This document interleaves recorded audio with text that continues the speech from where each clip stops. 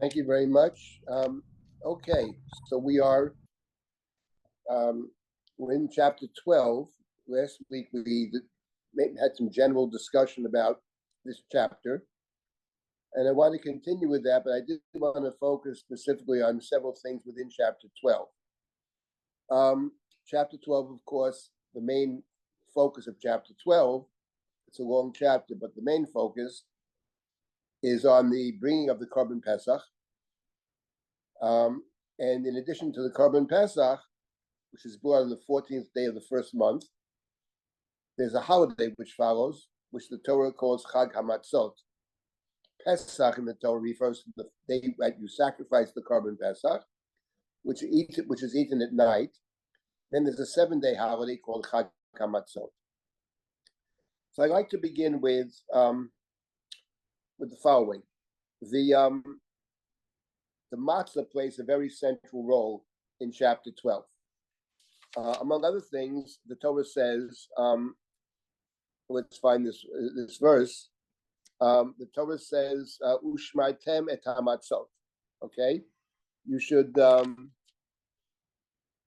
that verse in chapter 12. Ushmaitem et hamatzot, verse number 17. Chapter 12. Verse number 17. Ushmaitem et hamatzot.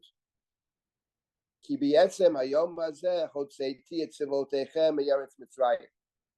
Ushmaitem et hayom hazeh v'dorotechem chukat olam. So the Torah speaks about ushmaitem et hamatzot.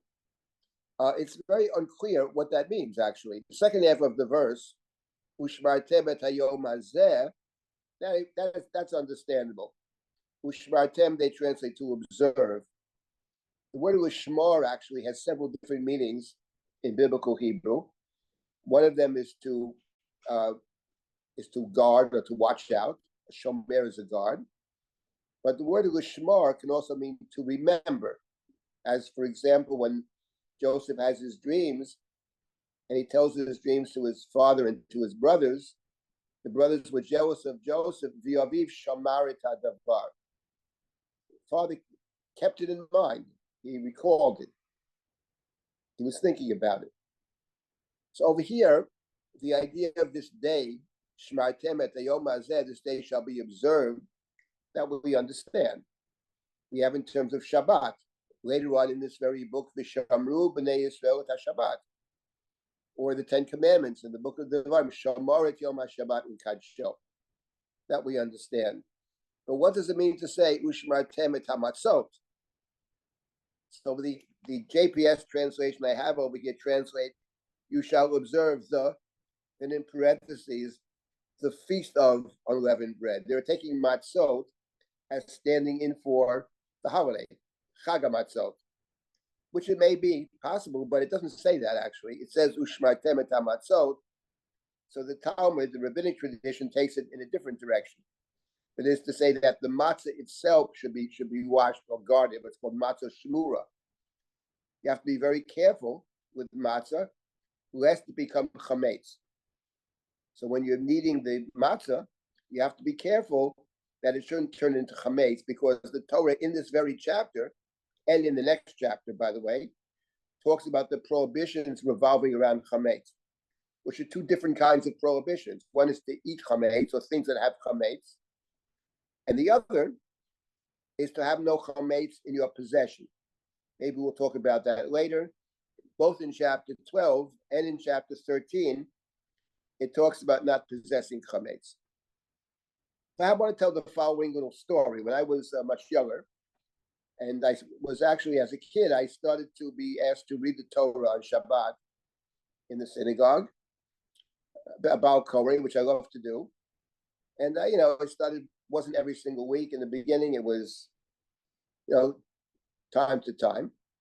And one of the readings I was asked to do was chapter 12. I don't remember if it was because that Parsha was coming up, Parshat Bo, or because this chapter 20, the first 20 verses of chapter 12, are what we read in Parshat HaChodesh, the Shabbat that falls on or about Rosh Chodesh Nisan. So I was going over it, And I assume I came to this pasuk, chapter, verse number 17, preparing the reading, Ushmartem et hamatzot. So when I first prepared it, I thought it said Ushmartem et hamitzvot, because the word mitzvot and the word matzot, it's the same letters. And I just assumed that it means Ushmartem et hamitzvot, because Shmartem et hamitzvot appears many times in the Torah. Mitzvah often appears with the obligation to observe the mitzvah, to perform the mitzvah, Shmirat HaMitzvot. So I assumed it. And then just as I was about to read, I looked it over and I saw, 1 second. It doesn't say Ushmartem et HaMitzvot. It says Ushmartem et HaMatzot. So I want to make a suggestion, which some of you may think that it's odd, and it may be odd, but somehow in my gut I feel there's something to it. And what I wonder about is this. This chapter 12 is really Korban Pesach and the attendant mitzvot. It's the first time in the Torah, of course, that we have mitzvot given to the Jewish people.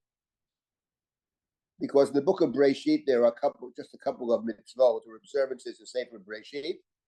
They're given to the Avot, Avraham, to Yaakov. But really, it's not about the community being commanded. And in this chapter, there's a whole discussion about the various mitzvot, the various rituals that are to be performed, both in terms of the Korban Pesach, which has many rules, the kind of animal you bring, how it is to be eaten, not to leave it over, who can be included, who cannot be included. Later on, it's a whole section on that.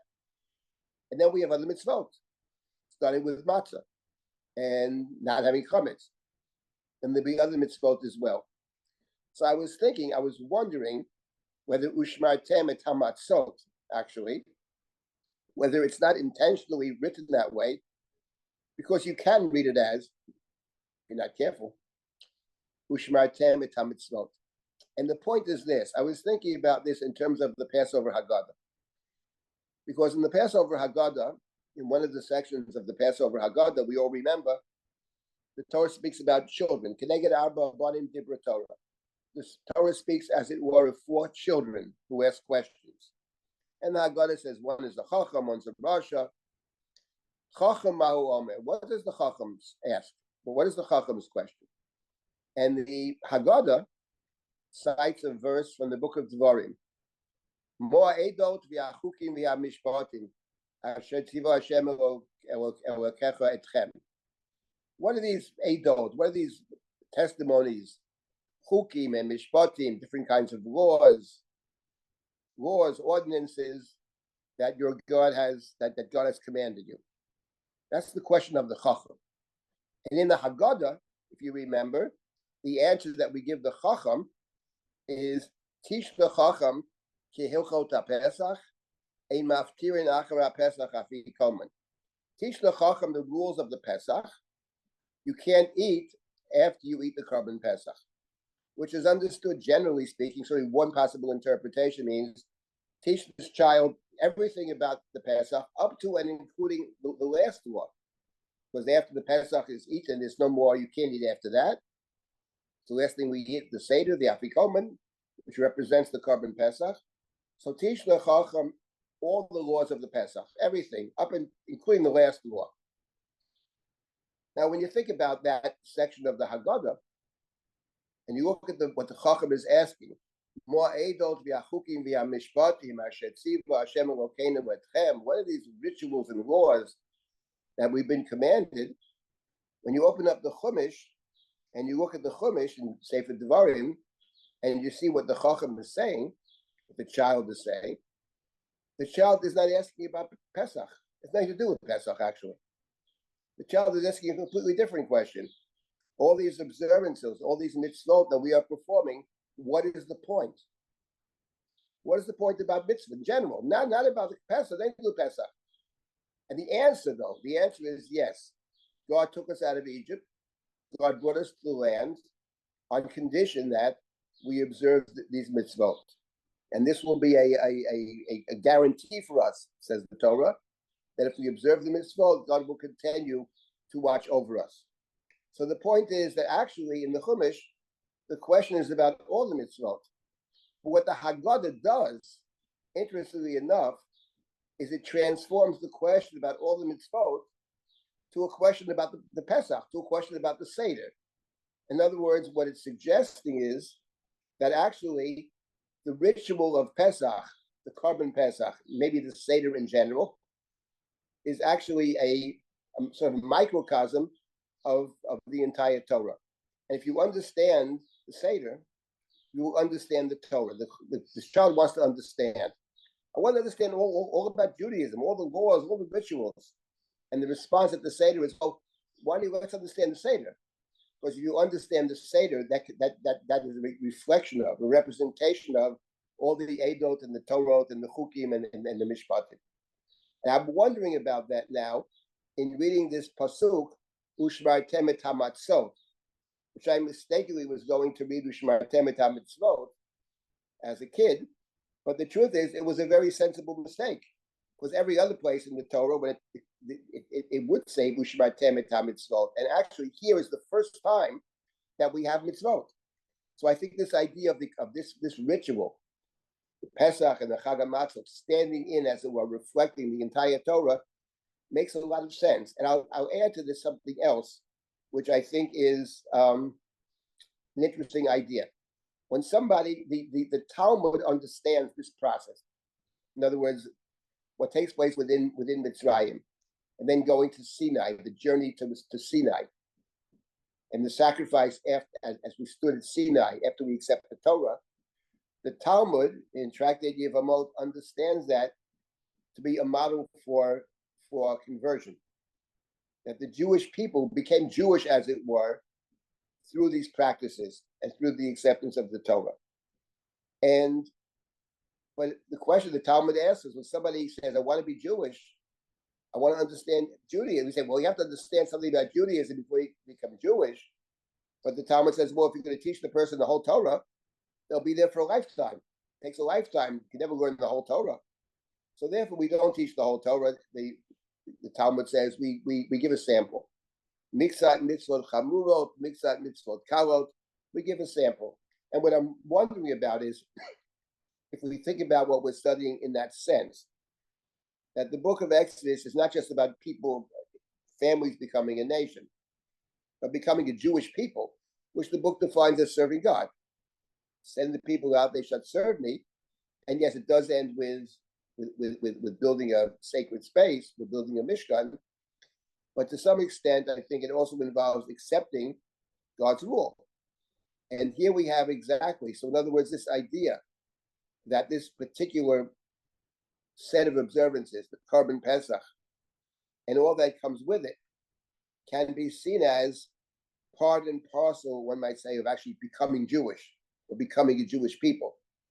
And therefore, Ushmartem et HaMatzot, I suggest, is intentionally, that expression, which is very odd, by the way. I mean, the Talmud takes in a completely different direction. Namely, you have to be careful that the matzah shouldn't become chametz. It should be matzah shmura. And all the rules about guarding the matzah, making sure. But the simple reading of the text doesn't necessarily suggest that. It means more be careful to observe the matzah, observe the rules of the matzah. Let's put it that way. But in observing the matzot, one might say, it's a reflection of observing the mitzvot. So that's what I wanted to suggest as we begin our little study this morning. That's point number one. I just want to make a second point, then I'll stop. If anybody has comments or questions, I'll be happy to try to respond. And this idea of Shmira, and we have Shmartem et HaMatzot. When you think about the chapter, though, it turns out that the idea of Shmira is a very central word in this section. First of all, in this very verse itself, in verse 17, Ushmartem et HaMatzot, Ki b'yetzem hayom hazeh hotzeiti et tzivotechem me'eretz Mitzrayim, Ushmartem et hayom hazeh u'dorotechem chukat olam. The Torah adds that this observance, this day, shall be observed in the future. It's not just in Mitzrayim that we bring the Korban Pesach on our way out of Egypt, but the Korban Pesach will be an observance together with the Chag HaMatzot, will be an observance for all generations. So in this very verse, it says twice talks about Ushmartem, But if we go back for a moment to the very beginning of the chapter, in the instruction to bring the Korban Pesach, here the Torah says in the very beginning of chapter 12 that we are to, God speaks to Moshe and Aaron, to tell the people that each one is to take, to bring to choose an animal for the Paschal sacrifice. And the Torah says, in verse number 6 of chapter 12, beginning of the chapter, now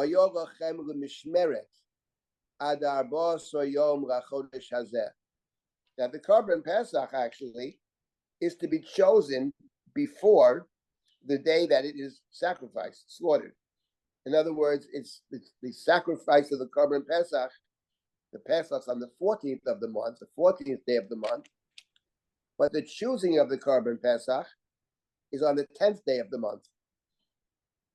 And it is a mishmeret. Now, the word mishmeret, something that you watch over.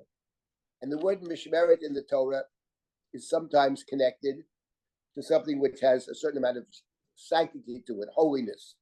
Mishmeret Trumotai. So the idea, it's something holy, and it's something to be watched. You don't just come on the 14th and you bring it, but the very idea of taking it beforehand and preparing it for the 14th, watching over it for a certain amount of time, which in the Torah is unique to the Korban Pesach. The Talmud discusses whether it might apply to other sacrifices, but in the Chumash, it's only the Korban Pesach. So the idea of the Korban Pesach being a mishmeret, and now in our verse over here in verse 17, we are told Ushmartem et hamatzot, Ushmartem et hayom hazeh. That's on one hand.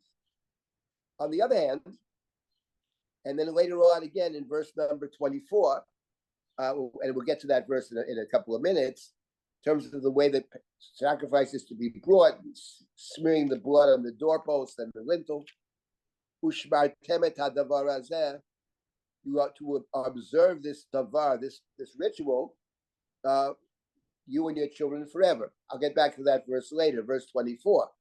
But the end of this sequence over here, the Torah takes us back to the slaying of the firstborn, of which the Torah had spoken in chapter 11. And towards the end of that, the Torah says that after the firstborn are smitten, that Israel begins to walk out of Mitzrayim. In verse number 37, we walk out of Egypt, we begin the journey. In verse 37, and the Torah says right after that, and we were in Egypt for 430 years. That's verse number 40. By he became Shloshim Shana v'Arbamayot Shana, after 430 years. By be Etzem, on this very day, Yatzu Kol Sivot Hashem Eretz Mitzrayim, the host of God walked out of Egypt. And the last verse of this section, Leo Shimurim Hu Hashem, L'Hotziyah Me'eretz Mitzrayim, Hu Halayla Azel Hashem Shimurim, L'Chol B'nei Yisrael V'Dorotam.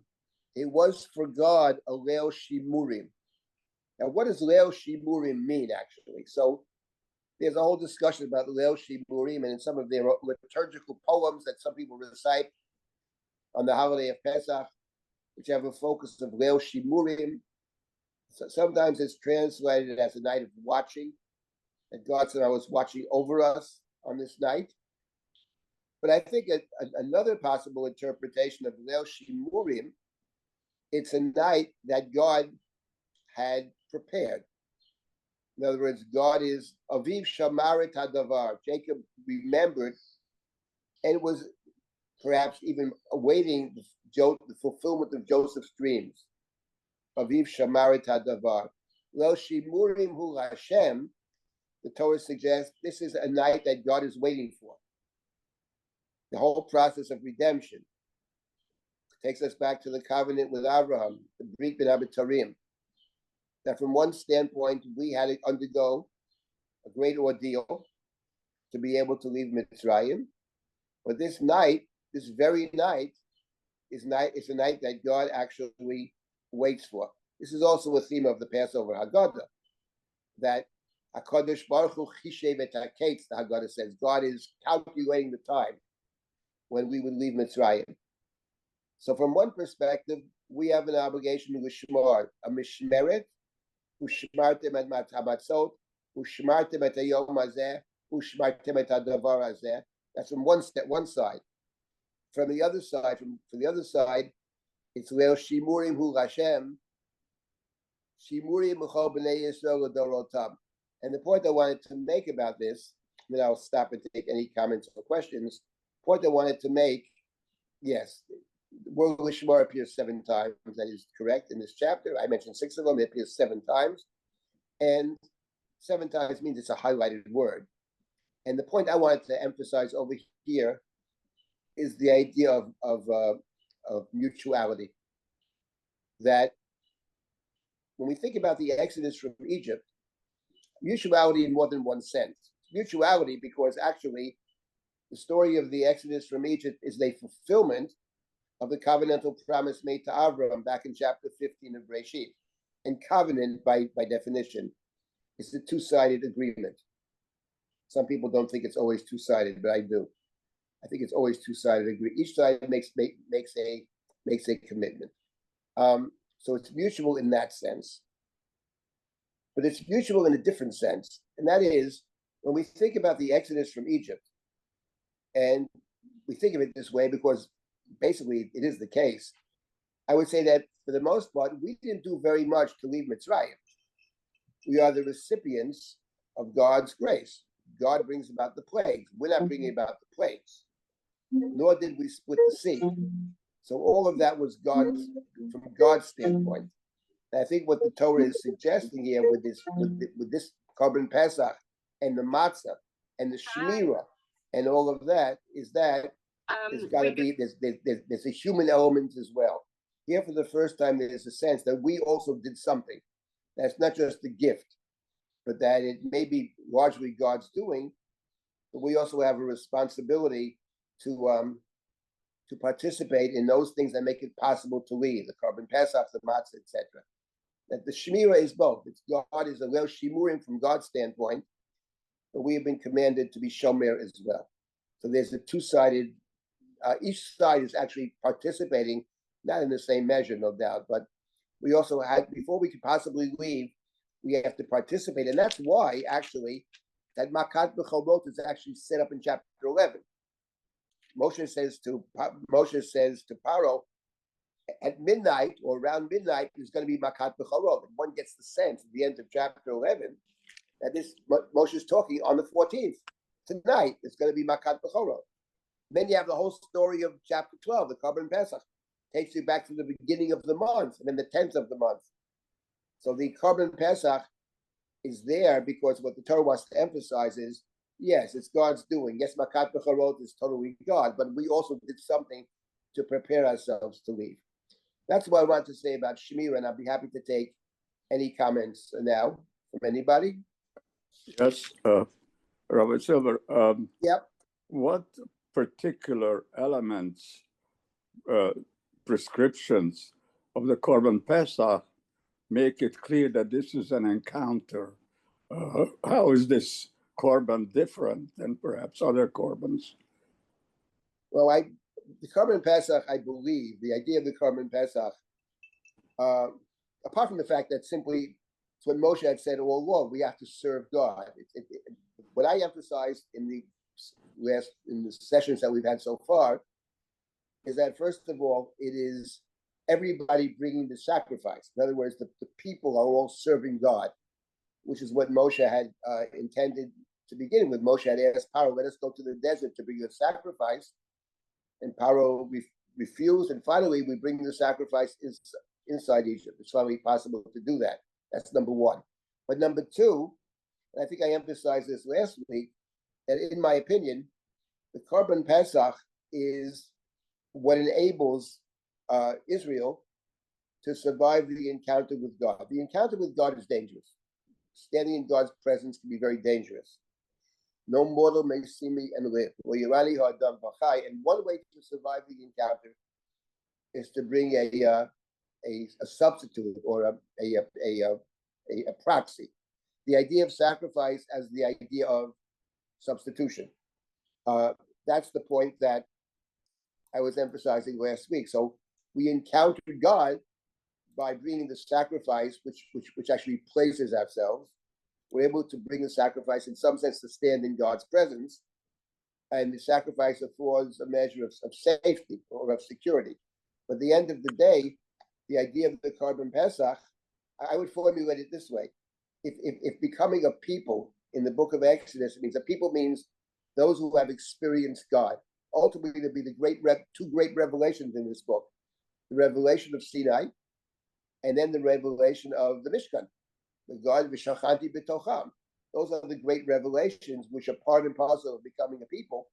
And the first revelation is the revelation of the Korban Pesach, which we prepare for by bringing the sacrifice. The blood's on the door. The blood is just a way of saying sacrifice. So the Korban Pesach really initiates this whole idea of becoming a people through the experience of standing in God's presence. So I think to that extent, that is the idea of the Korban. To me, that's one of the most central ideas over here. But to add, I'm sorry, can I just add something? Some of the particular features like that nothing should be left over, and that it should be right. There's particularly a way to eat it. Nothing should be left over. Yes, true. Sorry, Dr. Kranzler, your sound just cut out. Oh, okay. I also wanted to maybe give another translate for Shimurim as heightened awareness, heightened focus. Okay, so from God's standpoint, from our standpoint, from both, because it appears both with, yeah, I'm right. I think heightened awareness is probably related to the idea of actually remembering, because the fact of the matter is, Jacob chooses the things that we choose to remember, right? We can't remember everything, and even as sometimes we can become forgetful, but there's certain things though that sort of stay with us, and it's the things that at the end of the day probably are, for whatever reason, that we see as most central to ourselves. Sometimes things that happened when we were very young, things in our youth that are formative events that from a certain objective perspective don't seem that important, but to the person, those events of childhood perhaps or whatever, they stay with us. So the idea, Jacob chooses to remember Joseph's dreams. Aviv Shamar Tadavar. So it's very much connected to what you're saying. I think that heightened awareness and memory, I think, are very deeply connected. I like heightened awareness very much, and I think it's actually a very insightful idea about memory and about lishmar. And yeah, and it's from both standpoints. It's also this kind of anticipation. In other words, in the case of this is the night that we've been waiting for. You know what I mean? It's the Leil Shimurim. Yeah, so I think that's what I wanted to say about ushmartem. This word which struck me, ushmartem. First of all, at Hamatzot, which I was going to read mitzvot, which would have been a mistake on one hand, but there's something to it. Now, as I said in the very beginning, you might think that is far-fetched, but I actually believe there's something to it. That particular and very strange expression, shmartem et hamatzot.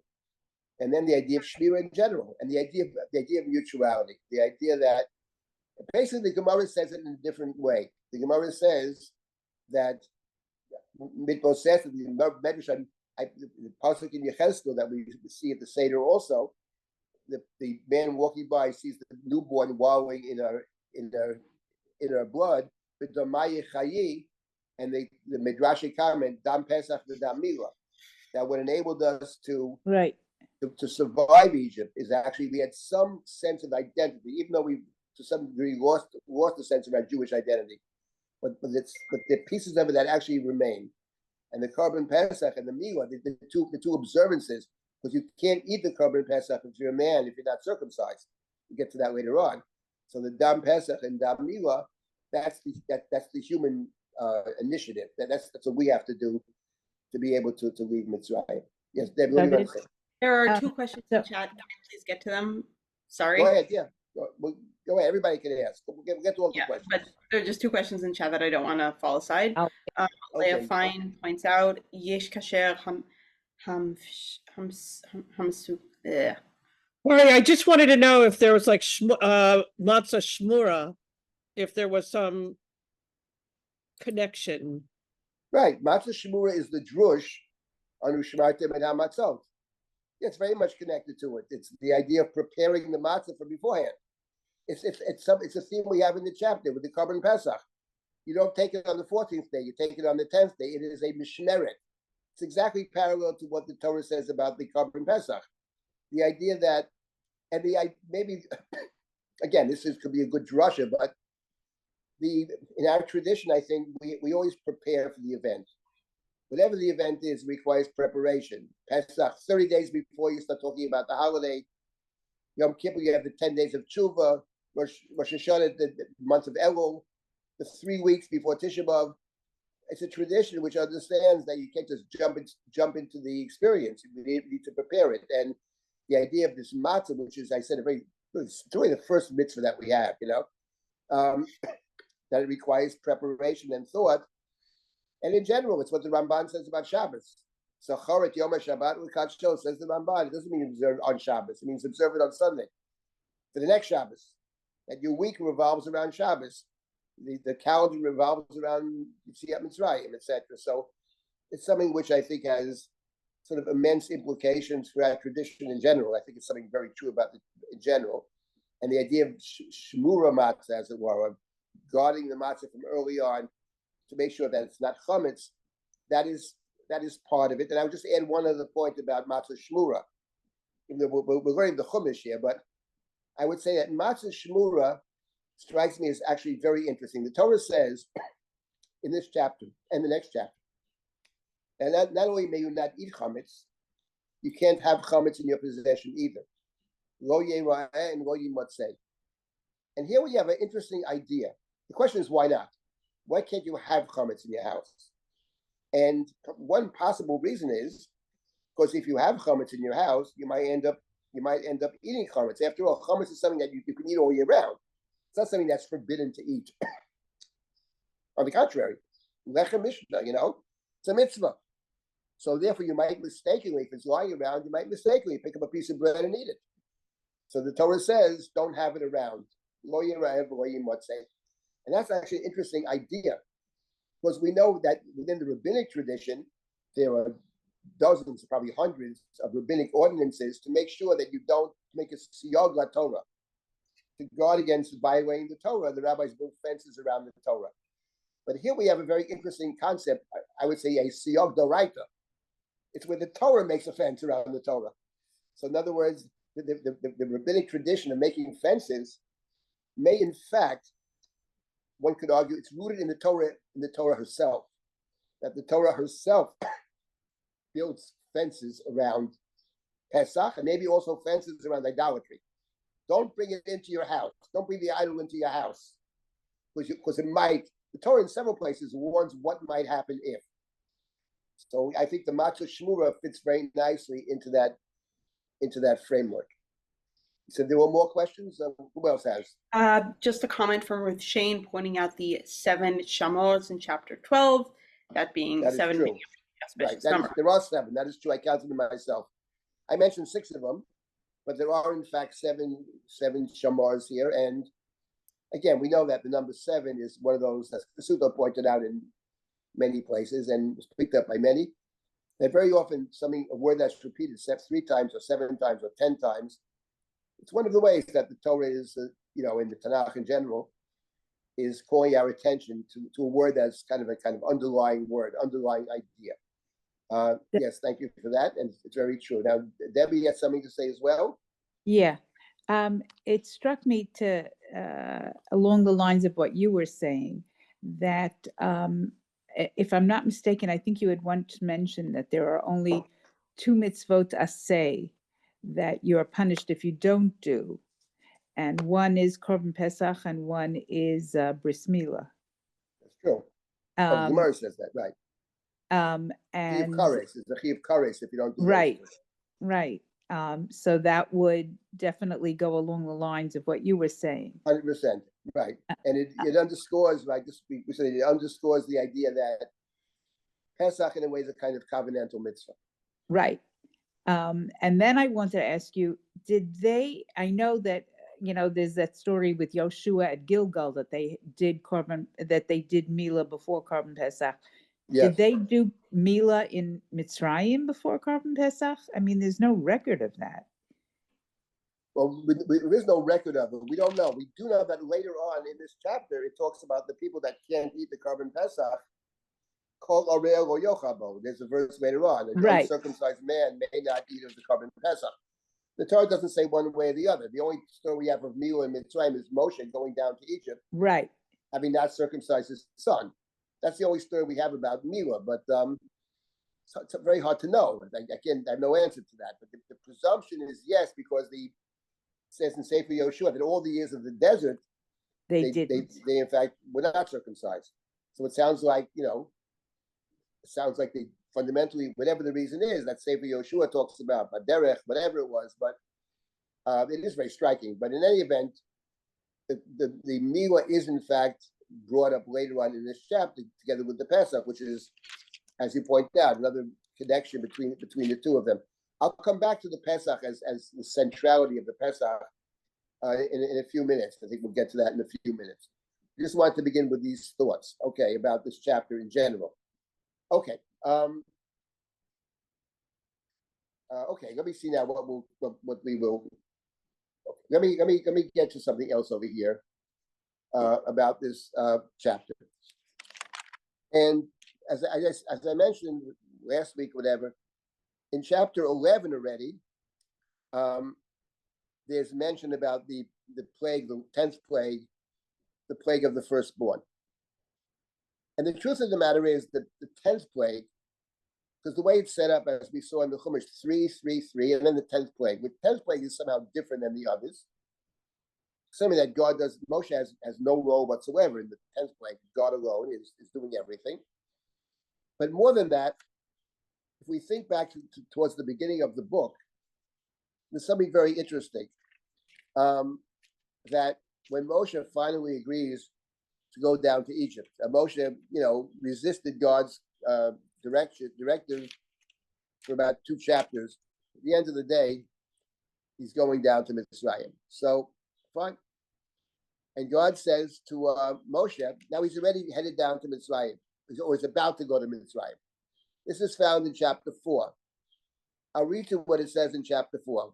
First of all, it says, God said to Moshe, who's in Midian, in verse number 19 of chapter 4, Lech shuv Mitzrayim, go back to Egypt.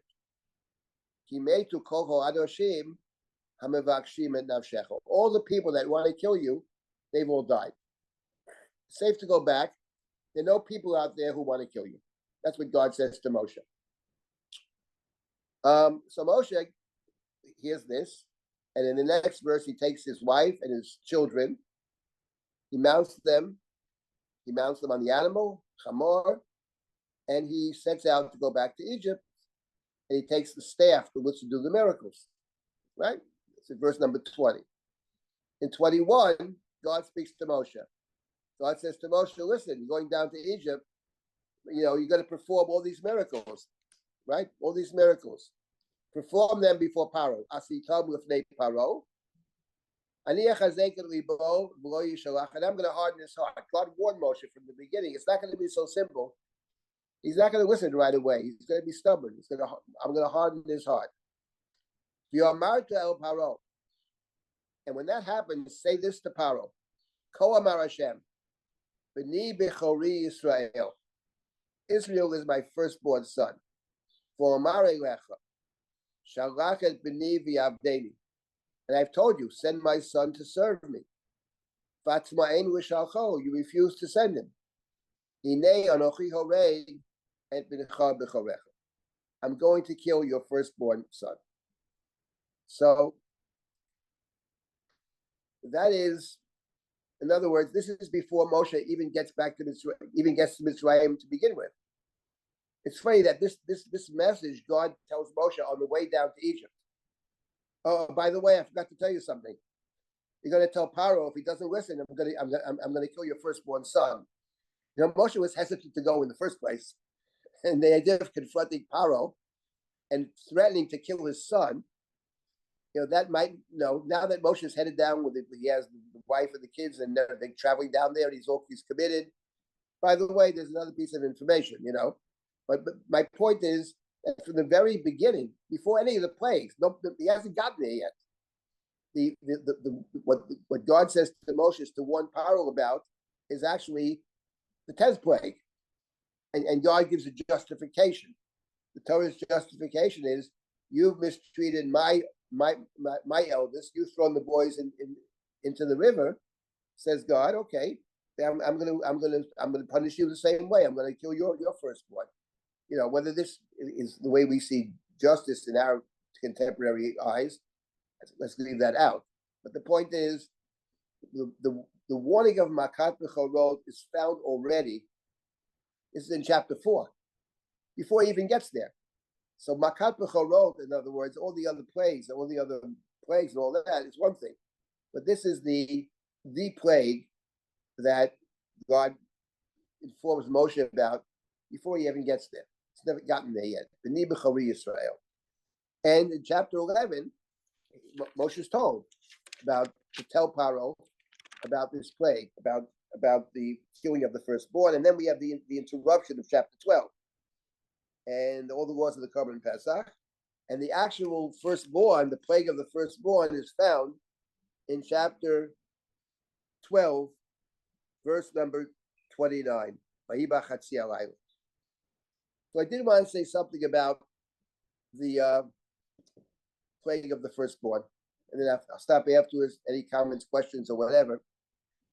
I want to get back to that verse, B'ni b'chori Yisrael, just to reflect upon that for a moment. Because when you think about the idea of Israel being God's firstborn, B'ni b'chori Yisrael, from one standpoint, we understand that people may tend to favor their firstborn. And in fact, in the Torah, the firstborn has certain privileges. In the book of Dvarim, the firstborn gets the extra portion, the Pishnayim. So there's something about the firstborn. But having said all that, it is rather interesting that when you open up the Chumash, and those of us all of us have read Sefer Breshit, and what stands out in Sefer Breshit is Dafka, that the firstborn doesn't do very well. That in fact, in passing on the blessings given to Abraham, the covenantal blessing, first it's Yitzchak. Yes, he's Sarah's firstborn, but he's not Abraham's firstborn.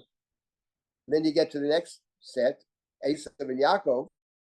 Okay, Yaakov buys the birthright, but Esav seems to be the Bechor. But Ani Esav Bechorecha, right?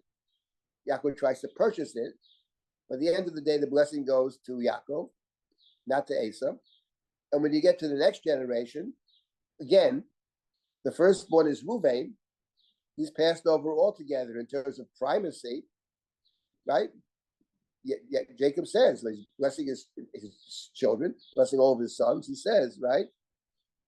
Al Totar, you will not get an additional blessings, even though you're the firstborn.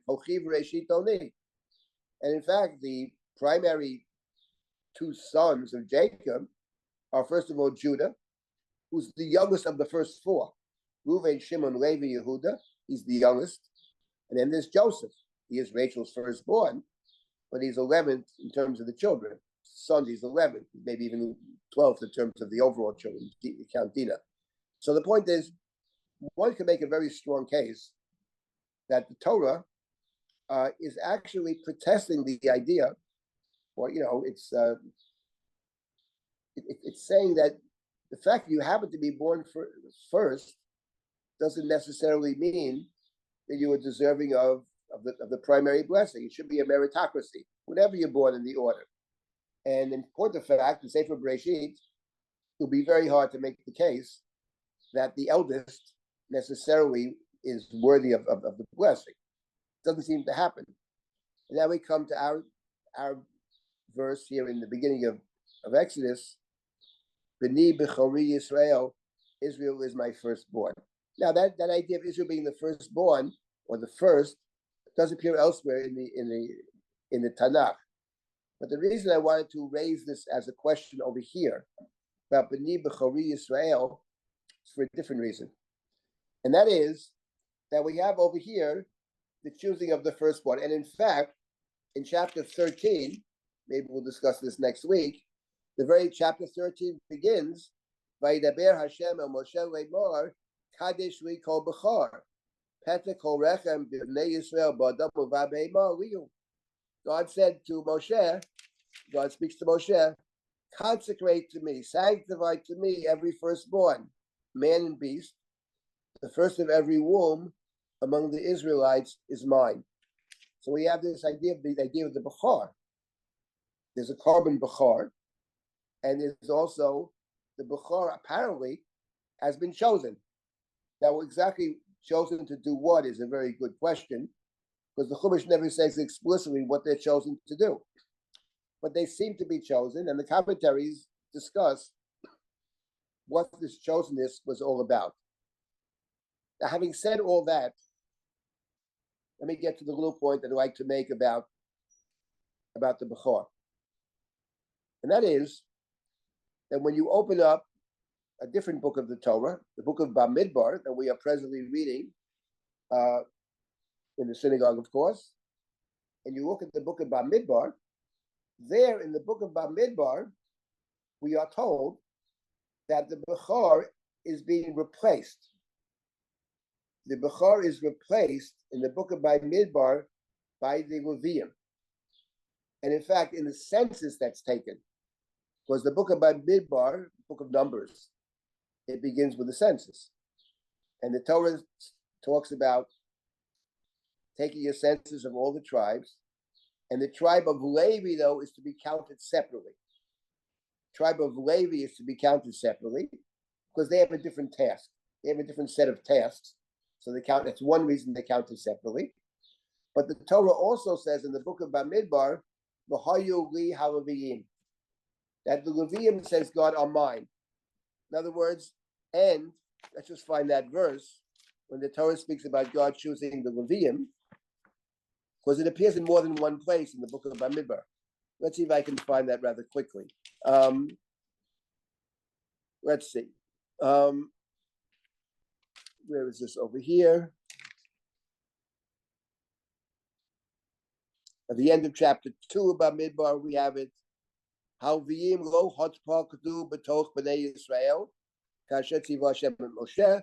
The Levium were not counted with the other tribe, with all the others, as God had commanded Moshe.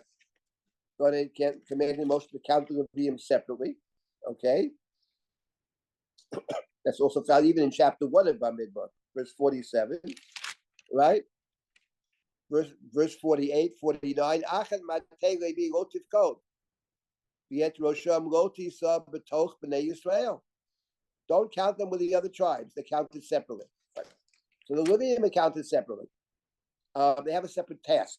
They have a separate tafkid. But then we have chapter 3 of Bamidbar. Chapter 3 of Bamidbar. And this is found in verse number 44, beginning in verse 44.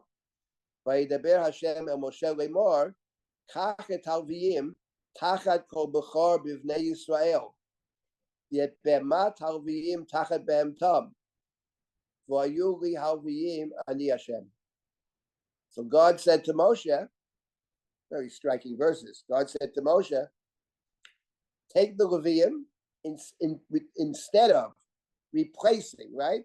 In place of the male firstborn among the Israelite people, and the cattle of the Levites in place of the cattle, the Levites shall be mine. The mine says, Ani Hashem, I am God.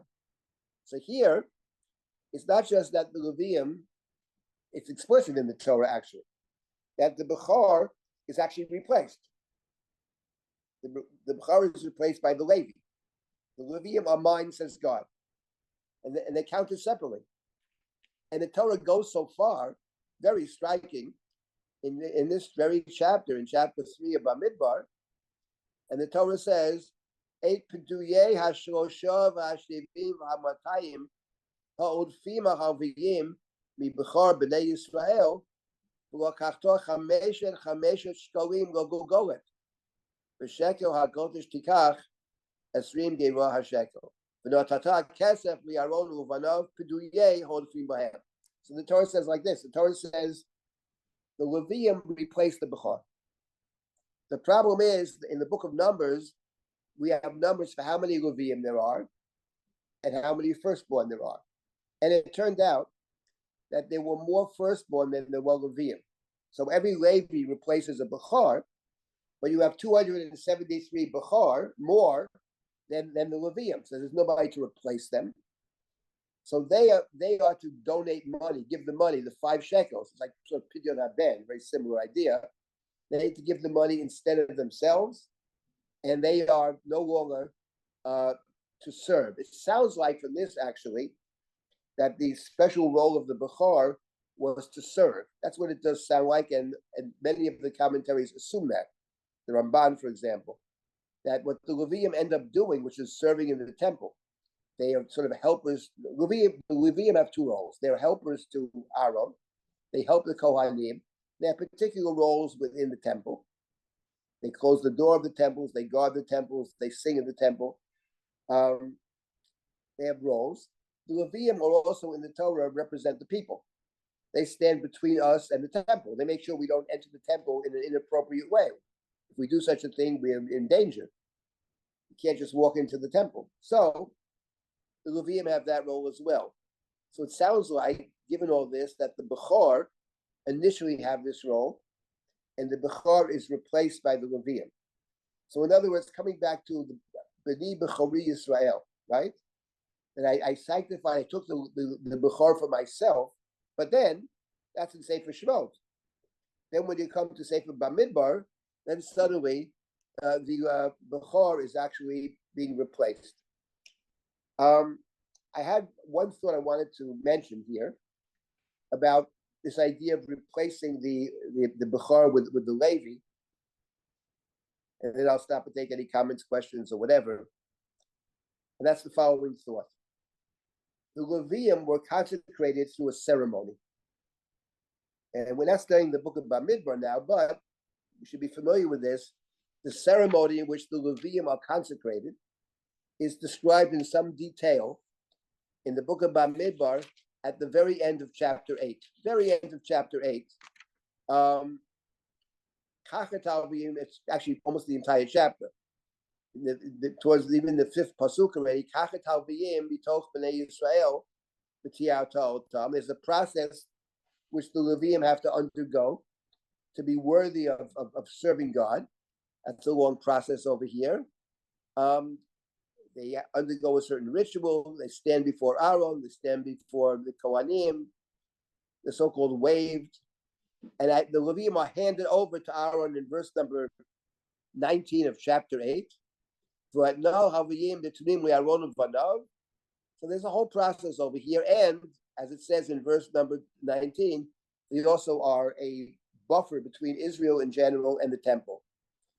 The Israelites shouldn't simply walk into the temple. That's dangerous. The Levium are there to prevent that. Exactly how that works, that's not our topic. But that's the role of the Levium. That's chapter 8. And we're told that Moshe and Aaron do this. Beginning in verse number 20, they purified the Levium in verse 21. Then the Levium come and serve, right? And the end of chapter 8, there's a rule about how old they have to be when they can serve, etc. That's chapter 8. So chapter 8 is dedicated almost entirely to this idea of the purification, the sanctification, the consecration of the Levium who replaced the Bechor. That's chapter 8. Now, what is chapter 9? What's the next chapter? What's the next story in chapter 9? The next story in Sefer Bamidbar is the story of the Korban Pesach. Korban Pesach. We're told that in the 2nd year, Israel was commanded to bring the Korban Pesach. Chapter 9. And now we're told the following story, that Israel brought the Korban Pesach exactly as they were told to do in the book of Shemot, in our chapter. And now in chapter 9, verse number 6, but there were some people who couldn't bring the Korban Pesach because they were ritually impure. They were tamei, and the tamei can't bring a korban. So he can't bring a Korban Pesach because even if a tamei could send a korban to bring, but the Korban Pesach is unique in the following sense. It's the only korban we have where the eating of the korban is central. In all the other sacrifices, even those that are eaten, the eating is important, but it's not the essential component. The essential idea is throwing the blood on the altar, maybe the part of the animal burnt on the altar, etc. It's eaten. But even if it's not eaten, the carbon will still be kosher. When it comes to the carbon Pesach, that's a different story. Has to be eaten. If you're tameh, if you're ritually impure, you can't eat the carbon. So there were some people who were tameh. They come into contact with the dead. We don't know why. Torah never tells us. But this was the situation. So they couldn't bring the carbon Pesach, and they came to Moshe and Aaron. And they said, we are tameh. We have become tameh. Why should we be deprived? Why should we be deprived of bringing the sacrifice amongst the children of Israel? Now, the very question itself is interesting. In other words, it actually confirms what we've been talking about. It's not just any other sacrifice. This is a carbon Pesach. This is a sacrifice which introduces, which actually is formative in terms of becoming a people, becoming God's people, becoming a Jewish people. It's not just any old sacrifice. It's almost a kind of conversion. It's a ritual of becoming Jewish.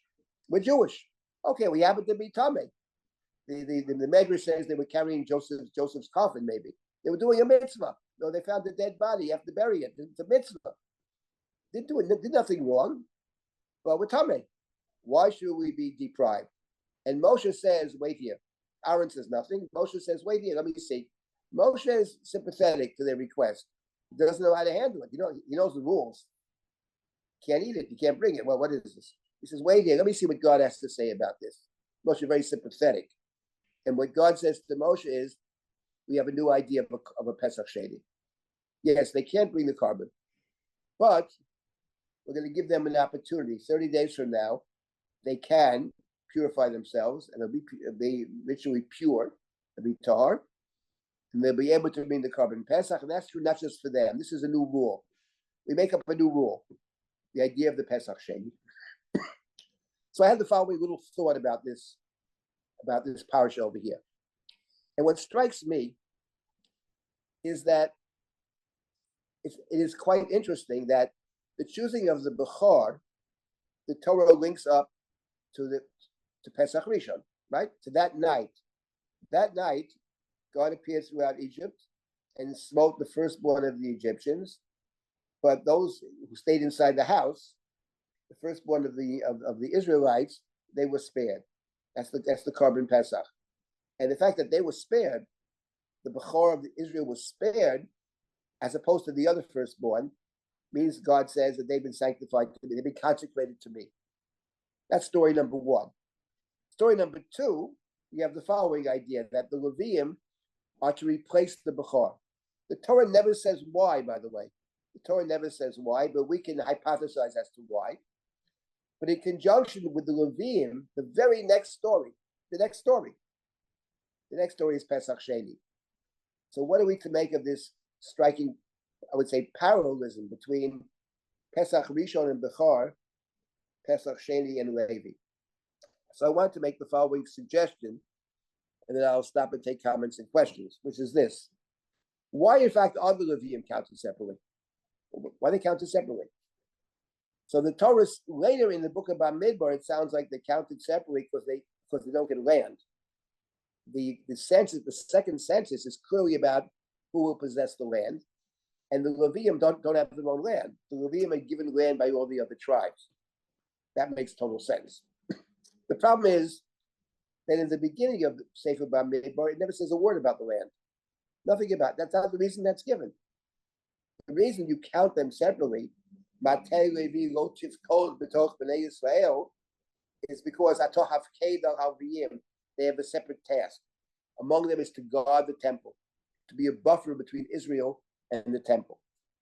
And the point is that the Leviim actually live between Israel and the temple. The tribes are set up in the book of Bamidbar. There are 12 tribes, 4 groups of 3. They form the outer dwelling places, temples in the middle, and surrounding the temple are the Leviim. They surround the temple. So the idea of the Leviim, actually, why are the Leviim living there? Because the Leviim actually can't live amongst the other Jews. The Levium live separately because they're separated out. Where were the Levium separated out? And the answer is, later on in our book, in Sefer Shemot, that's the story of the golden calf. There's a civil war. The people are worshiping the golden calf, and Moshe comes down the mountain all alone. Mi Hashem Elai. Who is for God, come to me. And the Levium came forward. And as it says in Dvarim, there was a civil war. They killed their brothers, right? They killed their own. It was a great civil war. So on one hand, they did that in God's honor, to defend God's honor against idolatry. That's true. On the other hand, they did kill their brothers. So you go into exile. So in a way, the Levium are in exile. The Levium are in Golos. They're really not. They're separate from the people, actually, but separate not the sense as a punishment into exile, but there is a sense of disconnectedness because of that civil war. And the Torah and the Bible wrestles with this question of the Levi. What's the connection between him and the rest of Israel? So the point of the ego is the Levium chose to serve God. In the case of the Bechor, the Bechor didn't do anything. The Bechor were in the house with everybody else. And when God passes through Egypt and the blood is on the door, so that house is spared. It's an act of substitution, however we understand it. But the Bechor was simply passive. The Bechor didn't do anything. They were chosen by virtue of God chose them. God was by definition, since God spared them specifically, they're obligated to serve God. When it comes to the Levium,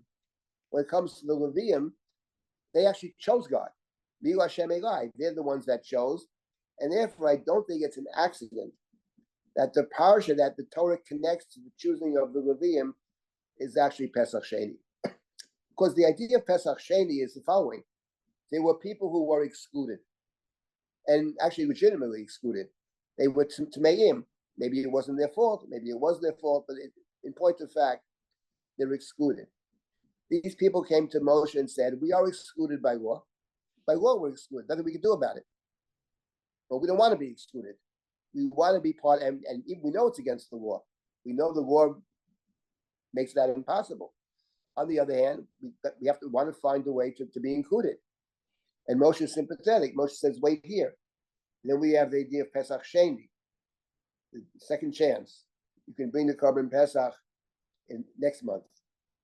So the idea of the Pesach Sheni is about people that choose to be included. By law, one might say by right, one could easily justify their exclusion. But the Levium have chosen to be included, the same way the Levium chose the golden calf episode to stand on Moshe's side, on God's side, and to fight against the idolatry. So this is the context in which the Levium are in fact chosen. The Bechor, it really reaffirms a deep teaching of the Torah that starts with the beginning of Sefer Bereshit. The fact that you happen to be the firstborn, what does that say about you? Nothing, actually. Happen to be born first. Okay. Many parents who love their firstborn, it's their first, and we understand that. But at the end of the day, there's no objective reason to favor the firstborn.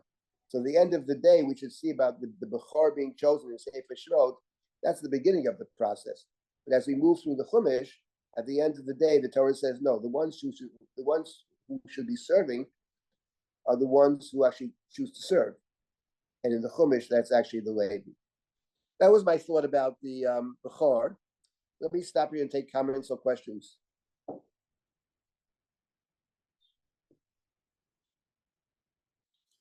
I just want to point out that Aviva Cohen got the Gerus comment saying that the explanation that Gerus took place for Har Sinai about with regards to Korban Pesach keeping mitzvos. Sorry, this isn't entirely clear. Aviva, I'm happy to unmute you if you want to clarify. What? Yes, I'm listening. Just that there was To go to the bathroom. those who are Aralim cannot bring Korban Pesach, and so after the first one, there was a process of Gerus. So they were no longer, at least in that first generation, Aralim. They were Gerim. Right, I'm not saying. I'm not following you. Just say it again. That those who are Arelim, uncircumcised, may not bring the Korban Pesach. Yes. So that happened in Mitzrayim, but but that was the only time. Afterwards, Gerus did take place before Har Sinai, so that that first generation was no longer uncircumcised for the second Korban Pesach. Right. It certainly sounds from the Chumash that the second Korban Pesach they can bring the korban, so they're not Arelim. That's true. Later on in the desert experience, it sounds like they were not circumcised, but the children that grew up in the desert were not circumcised. That probably is the case. But you're right. By the way, since you mentioned Sinai, in terms of what I said, I suggested that the mitzvot that we encounter in chapter 12, one can see them as, a part of a process of sort of becoming Jewish. You can't do it in the whole Torah, obviously, but Ushmartem et hamatzot, which is mitzvot, that the mitzvot of the Pesach and the Chag HaMatzot are sort of a sample of mitzvot, that if you embrace those, it can be seen as embracing the entire Torah. It's interesting that the Ramban, by the way, in his commentary on the Ten Commandments, he asked the question, which many have asked. He says, they talk about the 10 commandments. He says, we have 613 commandments. Okay, there are 10, let's call them 10 commandments. I'm not sure they're exactly 10, but it's Aseret HaDibrot, okay? What is so special about these 10? What's so special about them? We have 613 commandments. So the Ramban, what he says is, maybe they're special in the sense that if you see this process of leaving Egypt and coming to Sinai as becoming Jewish, that the 10 commandments are what the Talmud says when someone comes to choose Judaism. We teach them mitzvot kalot and mitzvot chamur. We teach them some mitzvot. Maybe these are the sample. In other words, the Jewish people are entering into becoming Jewish, as it were, and these are the commandments that we are taught at Sinai, which sort of represent the other mitzvot. And in fact, what's very interesting is that within our tradition, there's a whole tradition of seeing the 10 commandments as actually reflecting all the mitzvot. They're trying to read into the 10 commandments all 613 commandments. But in any event, what I suggested about the Korban Pesach, actually, the Ramban says about the 10 commandments. There's sort of a parallel idea. But anyway, I like the idea about what I'm suggesting about the matzah, but this is really the first time we have mitzvot. There was no mitzvot before for the Jewish people. The Gemara makes the claim that the first mitzvah was Kiddush HaChodesh, okay, Chodesh, but in the simple pshat of the Chumash, the first mitzvah is Korban Pesach and is the matzah. So this is actually the Yes. Who else had a comment? We still have Sandra? time. Yes, Can you unmute yourself? Sandra, you need to unmute yourself. I've been asked. Thank you, Kayla. Rabbi, so here we have, it's Sandra. We have the Levian killing again. And it's got to be no accident. Of course, we're dealing with Yaakov's harsh bracha. I mean, Kalei Hamas Machoratehim. I mean, the weapons of destruction are their byword. And so the fact that they chose themselves to stand up and say, we are with you, is their exile, which is some sort of, it's got to be some sort of punishment, even if it's only a benign kind of one. Is this a censuring of them for killing again? Of course, the killing this time was Mila Hashem Eli. This was for Moses, but before they did it for Dinah. They said they did it for their sister, and it was the only time in the sad story of Sefer Bereshit that a brother stood up for a sibling. And so I'm very troubled by the fact that Levi is essentially chosen again to do mass killing, this time of their brothers, the primal sin of Sefer Bereshit, and that they're substituted for the Bechor as a sort of quote unquote reward, and yet they're also exiled, the double edge of that sword. So could you comment on the connection to Sodom and the killing? And could you also comment on the double edge of this aspect of the Levium? Right. First of all, the Levium is And being chosen. It's certainly the case that the Levium, you have it with the Levian story of Shem, you have it with Moshe. Moshe kills the Mitzri in the beginning of the Chumash, chapter 3. The first thing he does is he kills the Egyptian, chapter 2 actually. And you have it with Pinchas. Pinchas is a Kohen who kills Zimri, etc. That's where it all changes, actually. It changes when once Pinchas kills Zimri, then he gets the covenant of peace. And from that point on, the Kohanim are not warriors at all. In terms of the Levium, is it a punishment? I don't see it as a punishment. I see it as something else. I see it as, it's not a punishment, but the fact of the matter is, you can't actually live together. I mean, the reason that people are sent into exile who kill accidentally, intentional murder is not. But the reason they're sent into exile if they killed by accident, it could be any number of reasons. One is even accidental killing is killing, and you do bear some kind of guilt, and it could be seen as a punishment.